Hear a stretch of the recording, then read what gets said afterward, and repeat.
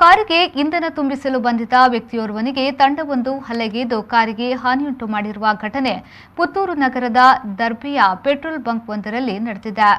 ಈ ಬಗ್ಗೆ ಪುತ್ತೂರು ನಗರ ಠಾಣೆಯಲ್ಲಿ ಕೇಸು ದಾಖಲಾಗಿದ್ದು, ಪ್ರಕರಣಕ್ಕೆ ಸಂಬಂಧಿಸಿ 6 ಮಂದಿ ಆರೋಪಿಗಳನ್ನು ಪೊಲೀಸರು ವಶಕ್ಕೆ ಪಡೆದಿರುವುದಾಗಿ ತಿಳಿದುಬಂದಿದೆ.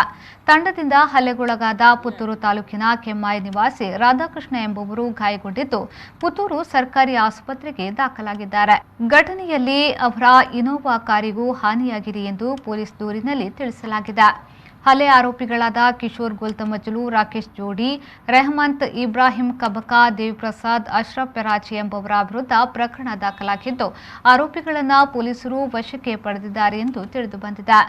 ಜಂಕ್ಷನ್ ಇರುವಂತಹ ಒಂದು ಪೆಟ್ರೋಲ್ ಪಂಪ್ ಅಲ್ಲಿ ಒಂದು ಗಾಡಿ ಬರುತ್ತದೆ, ಫ್ಯೂಯಲ್ ಹಾಕಲಿಕ್ಕೆ ಒಂದು ಗಾಡಿ ಬರುತ್ತದೆ. ಆ ಗಾಡಿಯಲ್ಲಿ ಕಂಪ್ಲೇನೆಂಟ್ ರಾಧಾಕೃಷ್ಣ ಅನ್ನೋರು ಅವರ ಫ್ರೆಂಡ್ ಜೊತೆ ಟ್ರಾವೆಲ್ ಮಾಡ್ತಿರ್ತಾರೆ. ಅದೇ ಸಮಯಕ್ಕೆ ಯಾವಾಗ ಒಂದು ಕಾರಿನಲ್ಲಿ ಮತ್ತು 2 ಬೈಕಲ್ಲಿ ಸುಮಾರು 6 ಜನ ಬಂದಿರ್ತಾರೆ. 6 ಜನ ಆರೋಪಿ ಸೇರಿಕೊಂಡು ಇವರು ರಾಧಾಕೃಷ್ಣ ಅವರ ಮೇಲೆ ಅಲ್ಲಿರುವಂತಹ ಟ್ರಾಫಿಕ್ ಕೋನ್, ಒಂದು ನೋ ಪಾರ್ಕಿಂಗ್ ಬೋರ್ಡ್ನ ರಾಡ್ ಅದನ್ನು ಎತ್ಕೊಂಡು ಮತ್ತು ಕಲ್ಲು ಎಲ್ಲ ಎತ್ಕೊಂಡು ಹಲ್ಲೆ ನಡೆಸಿರುತ್ತಾರೆ.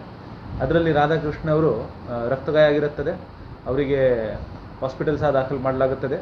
ಅವರು ಕೊಟ್ಟ ಕಂಪ್ಲೇಂಟ್ ಪ್ರಕಾರ ಇದರಲ್ಲಿ ನಮ್ಮ ಪುತ್ತೂರು ಟೌನ್ ಪೊಲೀಸ್ ಸ್ಟೇಷನಲ್ಲಿ ಒಂದು 143, 147, 148, 307, 149 IPC ಅಡಿಯಲ್ಲಿ ಒಂದು ಕೇಸ್ ದಾಖಲಾಗಿರುತ್ತದೆ. ಈ ಕೇಸಿನನ್ವಯ ನಾವು ಎಲ್ಲ 6 ಆರೋಪಿಗಳನ್ನು ಬಂಧಿಸಿದ್ದೀವಿ, ಈಗಾಗಲೇ ಬಂಧಿಸಿದ್ದೀವಿ. ಅದರಲ್ಲಿ ಎಲ್ಲರಿಗೂ ಈಗ ಜುಡಿಷಿಯಲ್ ಕಸ್ಟಡಿಗೆ ಪ್ರೊಡ್ಯೂಸ್ ಮಾಡಲಾಗ್ತಾ ಇದೆ.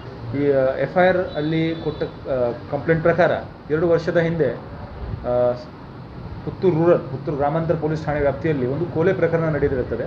ಕಾರ್ತಿಕ್ ಕೊಲೆ ಪ್ರಕರಣದಲ್ಲಿ ಒಂದು ಸಾಕ್ಷಿ ನುಡಿಯುವ ವಿಚಾರದಲ್ಲಿ ಆರೋಪಿ ಮತ್ತು ವಿಕ್ಟಿಮ್ ಇವರ ಮಧ್ಯದಲ್ಲಿ ಯಾವುದೋ ಒಂದು ಮಾತುಕತೆ ಆಗಿರುತ್ತದೆ. ಆ ವಿಚಾರದಲ್ಲಿನೇ ಸ್ವಲ್ಪ ಸಿಟ್ಟುಗೊಂಡು ಈ ಘಟನೆ ನಡೆದಿರುತ್ತದೆ.